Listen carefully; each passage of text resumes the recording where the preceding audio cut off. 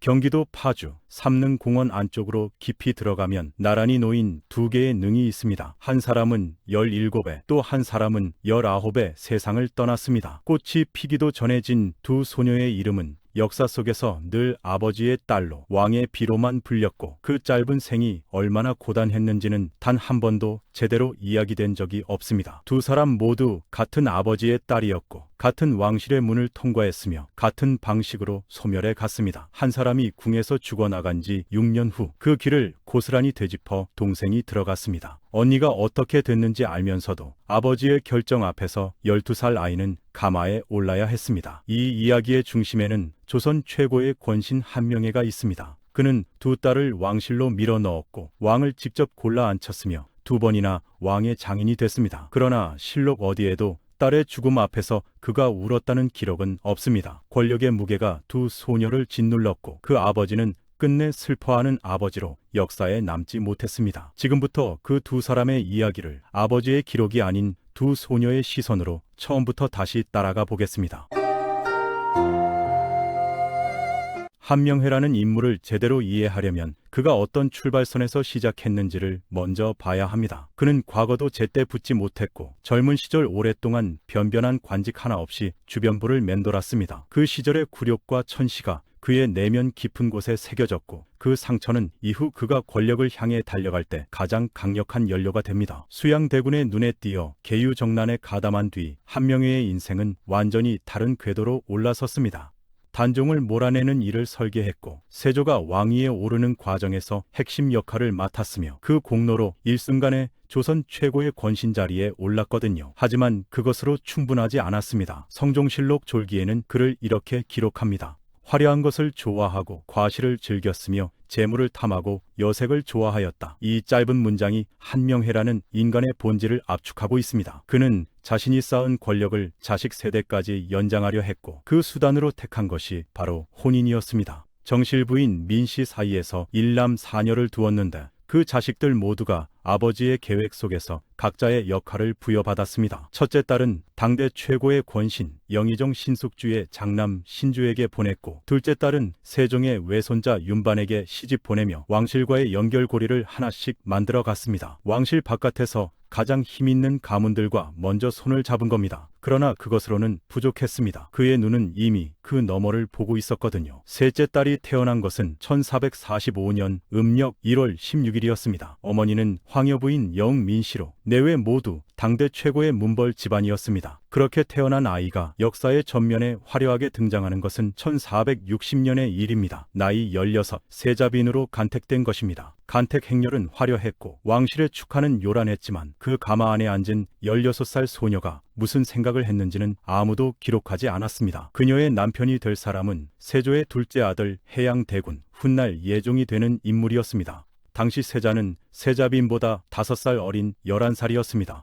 어른의 무게를 짊어진 두 아이가 왕실의 가장 높은 자리에 나란히 놓인 겁니다. 세조실록은 그녀에 대해 정숙한 성품과 아름다운 용모를 갖췄다고 기록했고 시아버지 세조의 총애와 시어머니 정의왕후의 귀여움을 받았다고 전합니다. 조선시대의 세자빈의 외모와 성품이 실록에 따로 언급되는 경우는 흔치 않습니다. 그만큼 그녀는 궁 안에서 눈에 띄는 존재였습니다. 그러나 칭찬은 칭찬일 뿐이었습니다. 궁에서 중요한 것은 성품이 역할이었고 그 역할은 단 하나였습니다. 왕실의 대를 이을 아이를 낳는 것, 동시에 한명회의 권력을 혈연으로 이어줄 외손을 만드는 것이었습니다. 16살 소녀의 어깨 위에는 이미 개인의 삶이 아닌 가문 전체의 계획이 올라가 있었거든요. 새벽부터 예법을 배워야 했고 왕실 어른들을 모시는 일도 하루도 빠짐없이 이어졌으며 작은 실수 하나도 기록으로 남는 곳이 궁궐이었습니다. 그 기대에 응답하듯 1461년 음력 12월 30일 드디어 원손이 태어났습니다. 그런데 출산 장소가 이상합니다. 궁궐이 아닌 궁방 녹사 벼슬을 하던 안기의 집이었습니다. 조선시대에는 산실 준비와 길일 문제 등으로 왕실 여성이 궁 밖에서 해사하는 경우가 있었고 당시 세자비는 임신 중에 병을 얻어 궁 밖으로 나간 상태였습니다. 녹사 안기는 한명회의 인척이거나 긴밀한 관계에 있던 인물로 추정되며 세자빈의 안정을 위해 선택된 장소였다고 합니다. 왕실의 적통을 이을 아이가 궁궐이 아닌 낯선 민가에서 태어난 겁니다. 왕실은 원손 탄생을 축하하며 대역죄인을 제외한 모든 죄를 사면했습니다. 한 아이의 탄생이 나라 전체를 흔들었고 한명회는 마침내 원손의 외조부가 됐습니다. 그러나 기쁨은 너무 짧았습니다. 아이를 낳고 닷새 만인 1461년 음력 12월 5일 17의 세자비는 그 민가에서 눈을 감았습니다. 궁에 들어온 지 1년 만이었습니다. 난산 혹은 산후조리 부족으로 인한 합병증으로 알려져 있는데 조선 왕실에서 산후병은 매우 흔하면서도 치명적인 사망 원인이었습니다. 16에 들어가 17에 나온 겁니다. 그것도 살아서가 아니라 관 속에 담겨서였습니다. 세조실록은 그녀에게 장순이라는 시호를 내립니다. 온순하고 너그럽고 아름답다는 뜻의 장, 유순하고 어질고 자애롭다는 뜻의 순,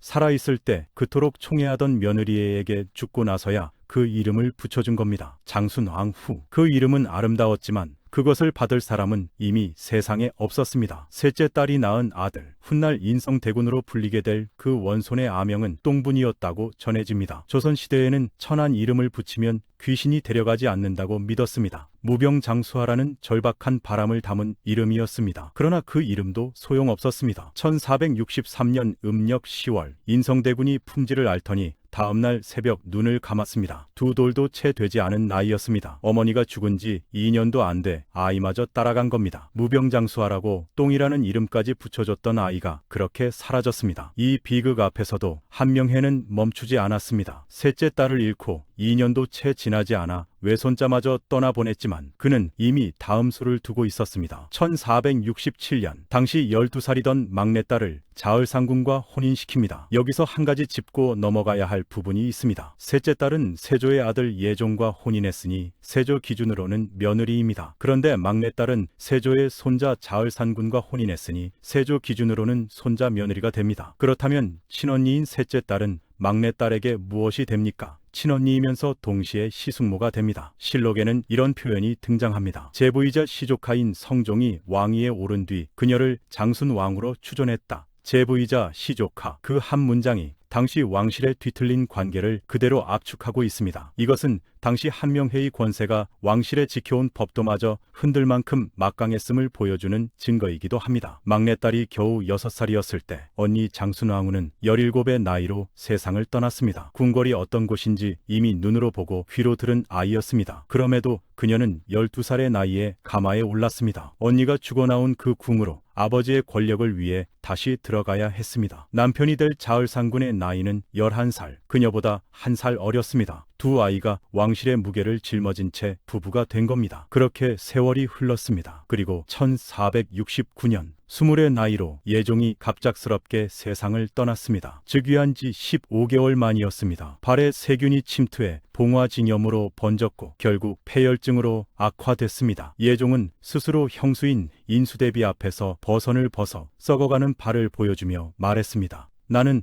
오래 살지 못한다고. 그 말 그대로였습니다. 예종이 숨을 거둔 날 조선 왕실은 즉각 후계를 결정해야 했습니다. 예종의 아들 제한대군은 3살이었고 의경세자의 장남 월상군은 몸이 허약했습니다. 이 틈을 한명회가 놓치지 않았습니다. 정의왕후와 손을 맞잡고 13살의 자을상군을 밀어올린 겁니다. 자을상군의 장인이 바로 한명회였으니 왕을 고른 것이 아니라 왕을 직접 만든 셈이었습니다. 그렇게 성종이 즉위했고 그 순간 한명회의 막내딸은 14살의 나이로 왕비가 됐습니다. 딸을 왕비로 만든 것이 아닙니다. 왕을 먼저 골라 앉힌 다음 딸이 자연스럽게 왕비 자리에 올라간 겁니다. 성종실록은 그녀에 대해 이렇게 기록했습니다. 명문 출신이면서도 검소한 덕이 일찍부터 나타났고 유순하고 고요한 성품을 지녔다. 왕비가 된 이후에도 정의왕후, 소후왕후, 안순왕후 세 대비를 극진히 모셨다는 기록이 이어집니다. 그러나 시간이 지나도 아이는 생기지 않았습니다. 해가 바뀌어도 소식은 없었고 결국 성종은 후궁을 들이기 시작했습니다. 14살의 왕비가 된 공혜왕후는 궁 안에서 그 현실을 계속 마주해야 했습니다. 성종실록에는 이런 기록이 남아 있습니다. 왕후는 장차 후궁을 들인다는 말이 들리면 미리 의복을 정성껏 준비해 두었다가 후궁이 입궁하면 직접 그것을 내려주었다고 합니다. 복식과 장식품까지 끊임없이 내려주면서도 조금도 싫어하는 기색이 없었다고도 합니다. 이것이 체념이었는지 아니면 왕비로서 지켜야 했던 체면이었는지는 알 수 없습니다. 다만 분명한 것은 하나입니다. 그녀는 자신의 감정을 드러내지 않는 방식으로 그 시간을 버티고 있었다는 정입니다. 1473년 음력 7월 공허왕후는 병으로 친정인 한명회의 집으로 거처를 옮깁니다.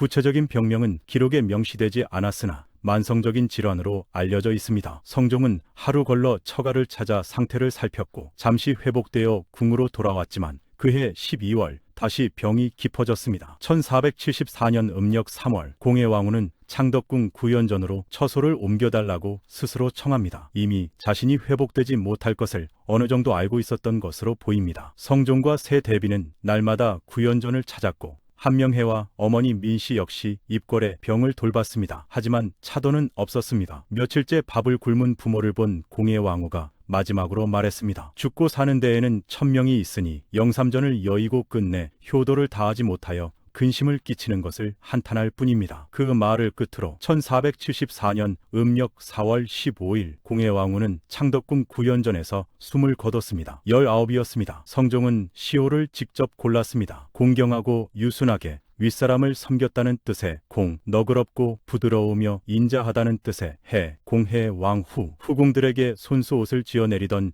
그 사람에게 어울리는 이름이었습니다. 그러나 그 이름을 받을 사람도 이미 없었습니다. 언니 장순왕후는 1461년 17에 궁에 들어온 지 1년 만에 세상을 떠났습니다. 동생 공해왕후는 1474년 19에 궁에 들어온 지 7년 만에 세상을 떠났습니다. 가장 꽃다워야 할 나이였습니다. 두 사람은 자신의 삶보다 아버지의 권력 속에서 먼저 왕비가 되어야 했고 끝내 그 궁에서 짧은 생을 마쳐야 했습니다. 조선 최고의 권신이었던 한명회에게 두 왕비의 죽음은 결코 가벼운 일이 아니었을 겁니다. 그러나 실록 어디에도 딸의 죽음을 두고 통곡했다는 기록도 슬픔에 잠겼다는 기록도 남아있지 않습니다. 권력의 중심에 서 있던 한 사람의 아버지. 그러나 역사 속에서 그는 끝내 슬퍼하는 아버지로 기록되지 않았습니다. 두 왕의 장인으로만 남았을 뿐입니다. 두 딸 모두 후사 없이 세상을 떠나면서 한명회가 그토록 원하던 혈연 구조는 결국 완성되지 못했고 그 공백은 어떤 권력으로도 채울 수 없었습니다. 그런데 한명회의 욕심은 여기서 멈추지 않았습니다. 오히려 더 노골적인 방식으로 터져나옵니다. 1476년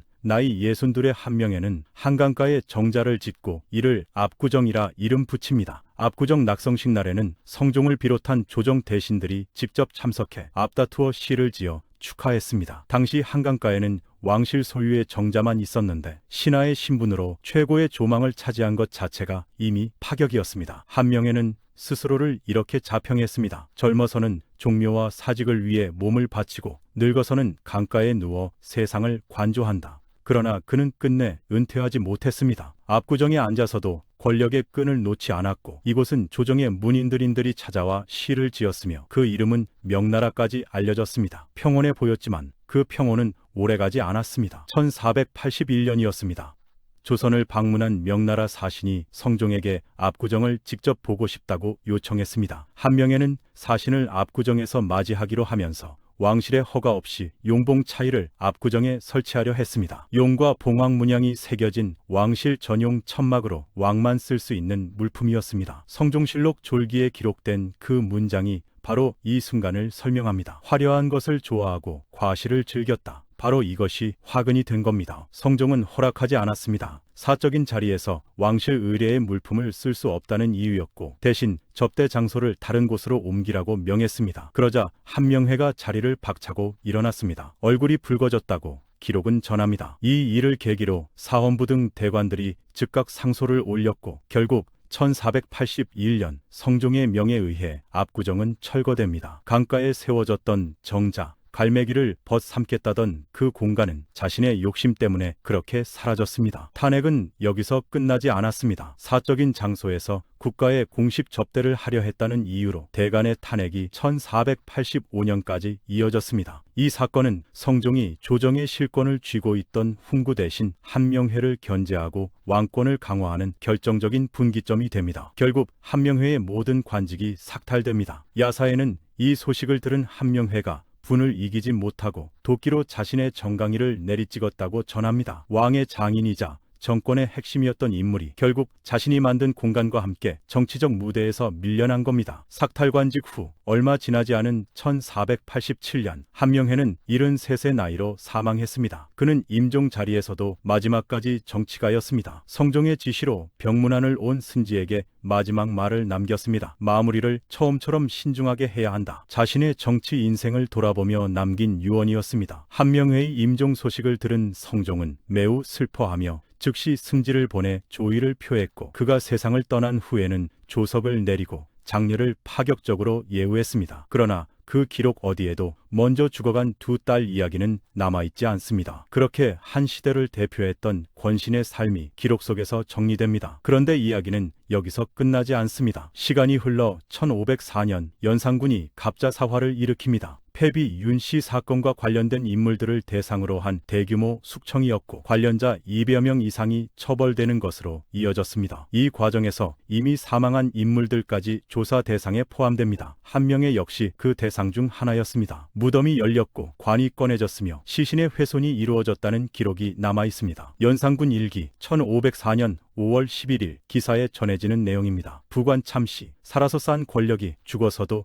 그를 놓아주지 않은 겁니다. 그리고 한명회가 남긴 비극의 목록은 아직 끝나지 않았습니다. 첫째 딸 장순왕후의 아들 즉 예종의 장남 인성대군은 3살이 채 되기 전에 세상을 떠났습니다. 둘째 딸 공의 왕후 역시 자녀 없이 20의 나이에 죽었고 한명회의 혈통은 왕실 안에서 단 한 명의 후손도 남기지 못했습니다. 권력의 정점에서 두 딸을 왕비 자리에 올렸지만 그 화려한 자리가 오히려 두 딸을 삼킨 셈이었습니다. 한명회라는 이름 앞에는 늘 두 개의 수식어가 붙습니다. 세조의 최측근 공신이자 두 왕의 장인. 하지만 그 뒤에 붙어야 할 말들은 기록 속에서 조용히 지워졌습니다. 그가 계획하고 설계한 계유정난과 단종 폐위 그리고 수양대군을 왕좌에 올리기까지의 과정은 분명히 수많은 사람의 피 위에 세워진 것이었습니다. 그 피의 무게를 권력이라는 이름으로 덮어두었지만 결국 역사는 그 무게를 지워주지 않았습니다. 권력을 오래 쥔 사람일수록 내려올 때의 충격도 크다는 사실을 한명회의 생애는 너무도 선명하게 보여줍니다. 그는 누구보다 치밀했고 누구보다 오래 살아남았지만 정작 자신이 가장 아껴 쓸 것들은 하나씩 먼저 떠나보내야 했습니다. 딸 둘을 왕실로 보냈고 사위를 왕으로 만들었으며 그 모든 게 자신에게 돌아온 방식은 삭탈관직과 부관참시였습니다. 압구정은 지금 서울 강남의 번화한 지명으로만 남아있습니다. 한명회가 왕과 함께 뱃놀이를 즐기던 그 정자는 흔적조차 없고 그 자리를 기억하는 사람도 거의 없습니다. 권력이 얼마나 빠르게 소멸되는지를 보여주는 장소로 그 이름만이 지도 위에 새겨져 있을 뿐입니다. 화려했던 권신의 삶이 남긴 것이 결국 지명 하나라는 사실은 어떤 설명보다 더 많은 것을 말해줍니다. 그리고 그 지명조차 그가 원해서 남긴 게 아니라는 점이 중요합니다. 압구정이라는 이름은 한명회가 자신을 기리기 위해 붙인 것이었지만 오늘날 그 이름을 부르는 사람들 중 한명회를 떠올리는 이는 극히 드뭅니다. 이름은 살아남았지만 그 이름이 담고 있던 의미는 완전히 증발해버린 겁니다. 역사 속에서 권력자들이 남기려 했던 것들은 대부분 이런 식으로 흘러갑니다. 기념비는 허물어지고 이름은 다른 맥락으로 소비되며 정작 그가 설계한 권력 구조는 후대에 의해 해체되거나 비판의 대상이 됩니다. 한명회 역시 예외가 아니었고 오히려 그 전형적인 사례로 기록에 남아 있습니다. 조선의 역사에서 그만큼 오랜 시간 권력의 중심에 있었던 인물도 드뭅니다. 수양대군이 왕이 되기 전부터 그 곁에 있었고 두 임금의 장인이 되었으며 조정의 굵직한 겨정들 뒤에는 언제나 그의 손길이 닿아 있었습니다. 그런데 그 긴 생애가 결국 부관참시라는 방식으로 마무리됐다는 사실은 권력이 얼마나 냉정한 방식으로 청산되는지를 보여주는 증거입니다. 한명회의 삶은 조선 초기 권력의 작동 방식 그 자체였고 그 삶의 끝은 그 권력이 얼마나 불안정한 토대 위에 세워져 있었는지를 스스로 증명합니다. 왕과 사는 여의 오늘 이야기가 재미있으셨다면 구독, 좋아요 부탁드립니다. 감사합니다.